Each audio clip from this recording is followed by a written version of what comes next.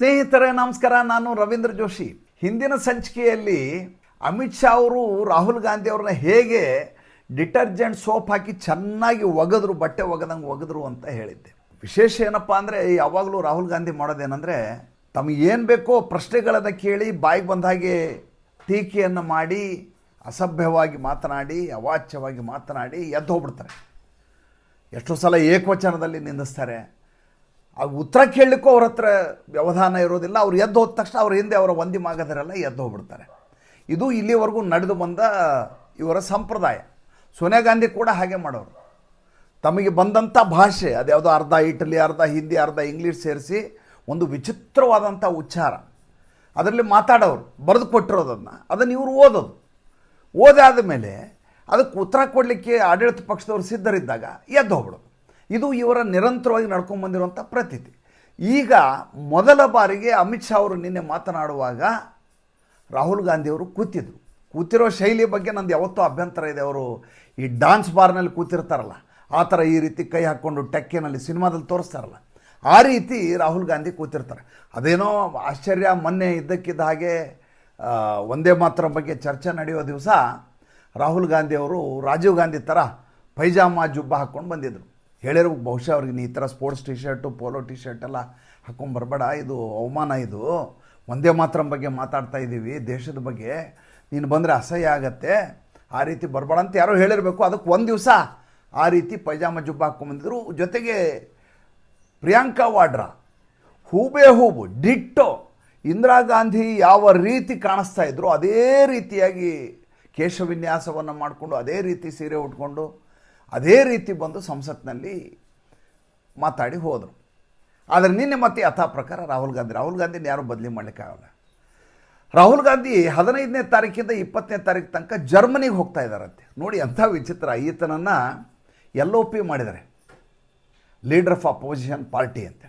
ಅದಕ್ಕೆ ಭಾರತೀಯ ಜನತಾ ಪಾರ್ಟಿ ಅಂತಾರೆ ಲೀಡರ್ ಆಫ್ ಪರ್ಯಟನ್ ಅಂತ ಹೇಳ್ತಾರೆ.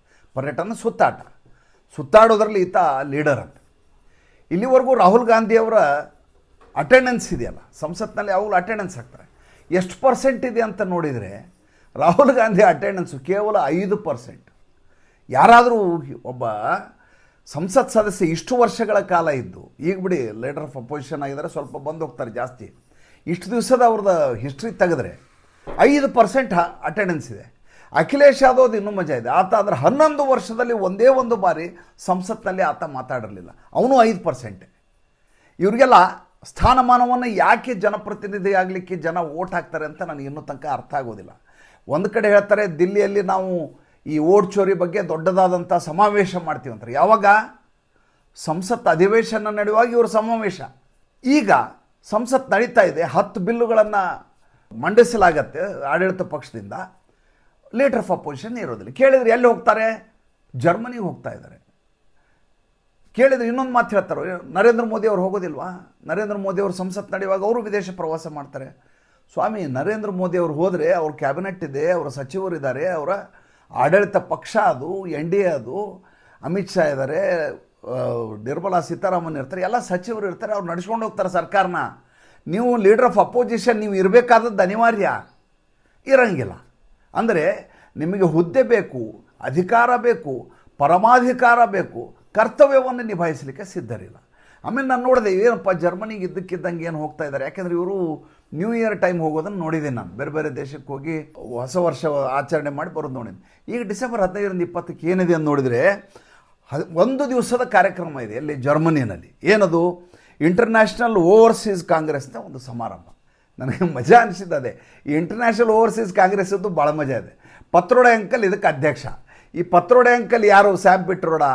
ಈತ ಕಳೆದ ಲೋಕಸಭಾ ಚುನಾವಣೆಯ ಸಂದರ್ಭದಲ್ಲಿ ದಕ್ಷಿಣ ಭಾರತೀಯರೆಲ್ಲ ಆಫ್ರಿಕನ್ನರ ಥರ ಕಾಣಿಸ್ತಾರೆ, ಪೂರ್ವ ಭಾರತದವರು ಚೈನಾದವ್ರ ಥರ ಕಾಣಿಸ್ತಾರೆ, ಉತ್ತರ ಭಾರತದವರು ಅರೇಬಿಯನ್ರ ಥರ ಕಾಣಿಸ್ತಾರೆ, ಭಾರತದಲ್ಲಿ ಒಬ್ಬೊಬ್ಬರು ಒಂದೊಂದು ಥರ ಕಾಣಿಸ್ತಾರೆ ಅಂತ ವರ್ಣಭೇದವನ್ನು ಮಾಡಿದಂಥ ಮನುಷ್ಯ. ಅಷ್ಟೇ ಅಲ್ಲ, ಶ್ರೀಮಂತರ ದುಡ್ಡನ್ನು ಹಂಚಬೇಕು ಬಡವರಿಗೆ ಅನ್ನುವಂಥ ಒಂದು ಕಾಯ್ದೆಯನ್ನು ತರ್ತೇನೆ ಅಂತ ರಾಹುಲ್ ಗಾಂಧಿ ಬಾಯಲ್ಲಿ ಹೇಳಿಸ್ಬಿಟ್ಟು. ಎಂಥ ವಿಚಿತ್ರವಾದ ವ್ಯಕ್ತಿಗಳನ್ನ ರಾಹುಲ್ ಗಾಂಧಿ ಇಟ್ಕೋತಾರೆ ಅಂದರೆ. ಆಮೇಲೆ ಆತನನ್ನು ಸಸ್ಪೆಂಡ್ ಮಾಡಲಾಗತ್ತೆ. ಯಾವಾಗ ಅದು ದೊಡ್ಡದಾದಂಥ ವಿವಾದ ಸೃಷ್ಟಿ ಆಗುತ್ತೋ ಆವಾಗ ಅವ್ರನ್ನ ಕಾಂಗ್ರೆಸ್ಸಿಂದ ಸಸ್ಪೆಂಡ್ ಮಾಡಲಾಗತ್ತೆ.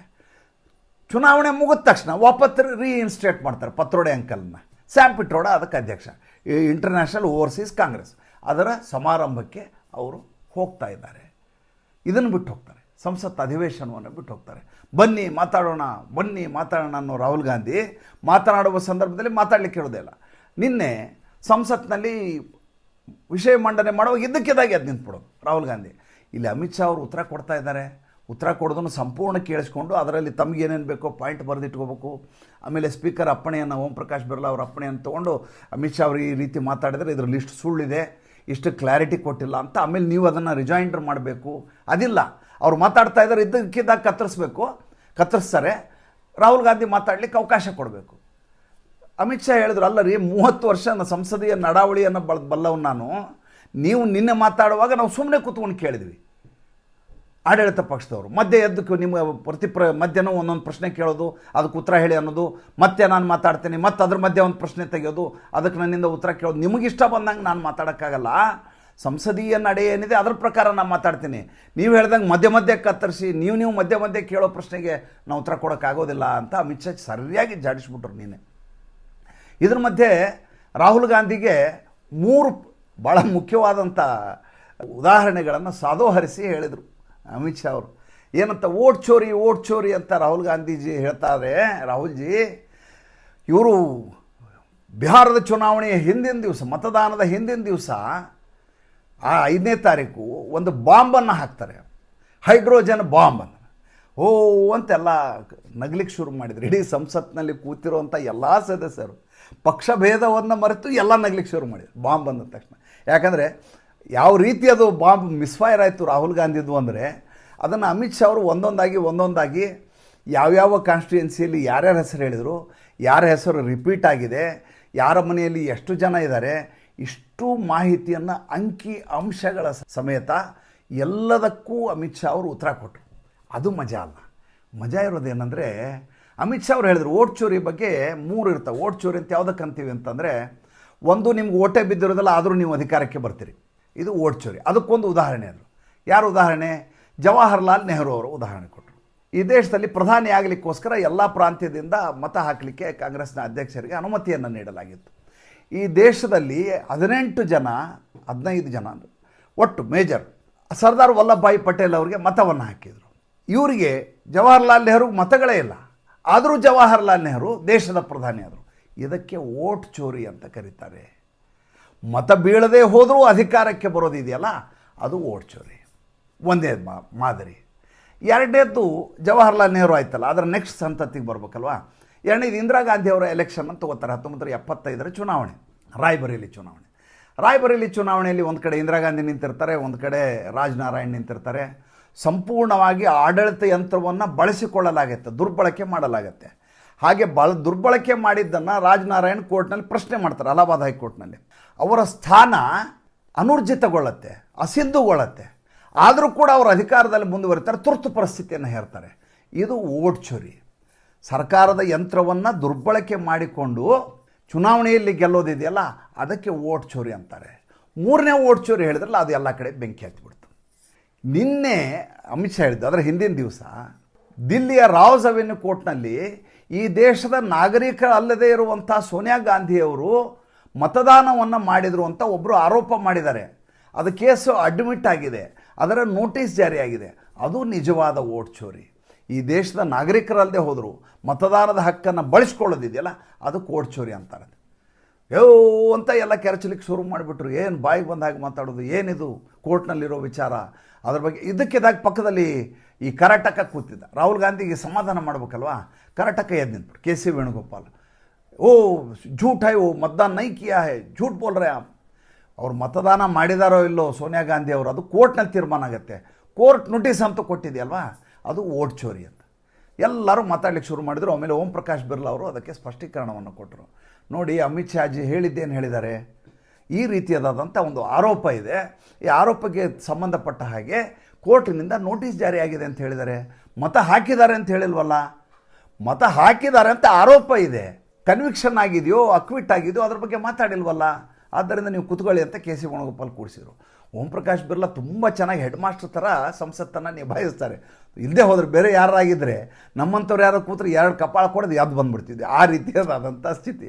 ಇಲ್ಲಿದಾರಲ್ಲ ಅಷ್ಟು ಜನರೂ ಕೂಡ ಒಬ್ರಿಗಿಂತ ಒಬ್ಬರು ಕಪ್ಪೆ ರೀತಿಯಲ್ಲಿ ತಕಡಿನಲ್ಲಿ ಹಾಕಿದಂಗೆ ಅವ್ರನ್ನ ಇಟ್ಕೊಂಡು ಸಂಸತ್ ನಡೆಸೋದು ಭಾರಿ ಕಷ್ಟ. ಅದರಲ್ಲೂ ಆಡಳಿತ ಪಕ್ಷದವರು ತಮ್ಮ ಕೆಲಸಗಳನ್ನು ನಿಭಾಯಿಸೋದು ಭಾಳ ಕರೆದ. ನನಗೆ ಭಾಳ ಆಶ್ಚರ್ಯ ಆಗೋದು ಏನಂದರೆ, ಆಮೇಲೆ ಸಮಾಧಾನವೂ ಕೂಡ 2014ರಿಂದ 2025 ಮುಗಿಲಿಕ್ಕೆ ಬಂತು. ಇಲ್ಲಿವರೆಗೂ ಇಂಥ ಉಲಕೋಚಿಗಳನ್ನ ಇಟ್ಟುಕೊಂಡು ಸರ್ಕಾರವನ್ನು ಇಷ್ಟು ಸಮರ್ಥವಾಗಿ ನಡೆಸ್ತಾ ಇದ್ದಾರಲ್ಲ ನರೇಂದ್ರ ಮೋದಿ, ಅಮಿತ್ ಶಾ, ಅದಕ್ಕೆ ಅವ್ರು ಶಾಬಾಷ್ ಹೇಳಲೇಬೇಕು. ಮತ್ತು ಮುಂದಿನ ಸಂಚಿಕೆಯಲ್ಲಿ ಹೊಸ ವಿಷಯದೊಂದಿಗೆ ಬರ್ತೇನೆ. ಯುನೆಸ್ಕೋ ದೀಪಾವಳಿ ಹಬ್ಬವನ್ನು ವಿಶ್ವದ ಹಬ್ಬದಲ್ಲಿ ಸೇರಿಸ್ಕೊಂಡಿದೆ. ಯಾವ ಈ ದೇಶದಲ್ಲಿ ದೀಪಾವಳಿ ಹಬ್ಬ ಆಚರಣೆ ಮಾಡಬೇಡಿ, ಪಟಾಕಿ ಹಾರಿಸ್ಬೇಡಿ ಅಂತ ಹೇಳ್ತಾ ಇದ್ರು, ಅದು ಈಗ ಜಾಗತಿಕ ಮಟ್ಟದಲ್ಲಿ ರೆಕಗ್ನೈಸ್ ಆಗಿದೆ. ಅದ್ರ ಬಗ್ಗೆ ಸುದೀರ್ಘವಾಗಿ ಮುಂದಿನ ಸಂಚಿಕೆಯಲ್ಲಿ ಮಾತಾಡ್ತೀನಿ. ಬೇರೆ ಬೇರೆ ವಿಷಯಗಳು ಭಾಳ ಇದ್ದಾವೆ. ಭಾಳ ದೊಡ್ಡದಾಗತ್ತೆ ಸಂಚಿಕೆ ಅಂತ ಕತ್ತರಿಸ್ತಾ ಇದ್ದೀನಿ. ಸಂಚಿಕೆ ಇಷ್ಟ ಆಗಿದರೆ ಲೈಕ್ ಮಾಡಿ ಮತ್ತು ಬಹಳಷ್ಟು ಜನರಿಗೆ ಮುಟ್ಟಿಸೋ ಹಾಗೆ ಶೇರ್ ಮಾಡಿ. ನಮಸ್ಕಾರ.